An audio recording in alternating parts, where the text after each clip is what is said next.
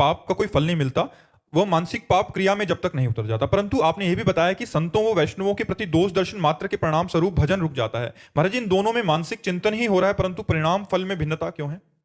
देखो, सब सिद्धांत अलग है। जैसे भगवान ने कहा कि नवधा भक्ति में सातों समूह मोहि मैं जग देखा, मोते अधिक संत कर लेखा।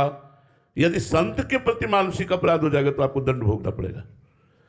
संत सांसारिक सिद्धांत में नहीं है, संत भागवतिक सिद्धांत में है। ये सांसारिक सिद्धांत है कि यदि मन में आपने इनके प्रति पाप भावना की तो आपको दंड नहीं मिलेगा। कलिकर एक पुनीत प्रतापा, मानुष पुण्य होए नहीं पापा। लेकिन संत के प्रति यदि सोच लिया तो फिर वो आपको दंड भोगना पड़ेगा, क्योंकि संत साधारण नहीं है, वो भगवान के दास हैं। इसलिए मन वचन कर्म से हम बहुत सावधान होकर किसी संत का अपराध न बन जाए। परदोष दर्शन, परदोष कथन, परदोष श्रवण, ये हमारा पतन कर देते हैं। इसलिए हमें संतों के अपराध से बचना चाहिए। संतों में सांसारिक नियम नहीं लागू होगा कि मन का सोचा हुआ दोष दर्शन या पाप संत के प्रति और हमें कोई दंड नहीं मिले, उसी समय से भजन रुक जाएगा, उसी समय से अशांति पैदा हो जाएगी, उसी समय से विघ्न पैदा हो जाए। संत के प्रति दोष दर्शन नहीं। महाराज जी, इसमें एक वो था, जैसे हमारे मन में तो महाराज जी किसी की ऐसी क्रिया देखी, उसके प्रति ऐसा अंदर भाव आ गया। एक अंदर से महाराज जी आपने बताया था कि अंदर से मलिन अंतःकरण हो गया, उसके कारण भजन रुक गया। एक है महाराज जी पाप कर्म बन गया, उसका पाप कर्म का फल भोगना पड़ेगा।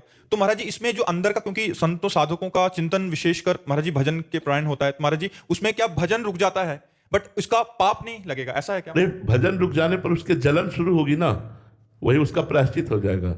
वो जो एक जलन होती है, शांति पैदा होगी, व्यथा पैदा हो गई, उससे वो पवित्र हो जाएगा। और अगर जिस संत के प्रति उसे मानसिक प्रणाम कर ले कि हे भगवान, मैं नीच जीव हूँ, मेरे द्वारा ऐसा सोचना, ऐसा संकल्प करना, ऐसा बोलना स्वाभाविक है, क्योंकि मैं पतित जीव हूँ, आप महापुरुषों की महिमा को मैं नहीं जानता, इसलिए मैं मन वचन कर्म से क्षमा चाहता हूँ, आप कृपा कीजिए। निश्चित निश्चित वो दोष तुरंत शांत हो जाएगा और भजन में प्रवृत्ति हो जाएगी। महाराज जी पाप और अपराध में फर्क? हाँ, अब अगर पाप कर्म बन जाता है तो वो क्षमा याचना से नहीं जाएगा, उसके लिए आपको अनुष्ठान करना पड़ेगा उस पाप की गरुता या लघुता देख करके।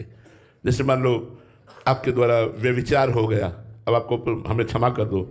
अब उसकी बात ये होगी कि क्षमा तब होगा जब नियम लो कि अब लो नशानी अब ना नशई हो, आज तक की आप नहीं करूँगा, और फिर ना करो और खूब नाम जप करो और भगवान चाहे तो क्षमा कर दे, उसमें ऐसा है। लेकिन ये संत के प्रति दोष दर्शन, इसकी बात कह रहा हूं। अगर आपने निंदा कर दी तब तो उसके चरणों में जाके गिरना पड़ेगा और उससे क्षमा याचना मांगनी पड़ेगी।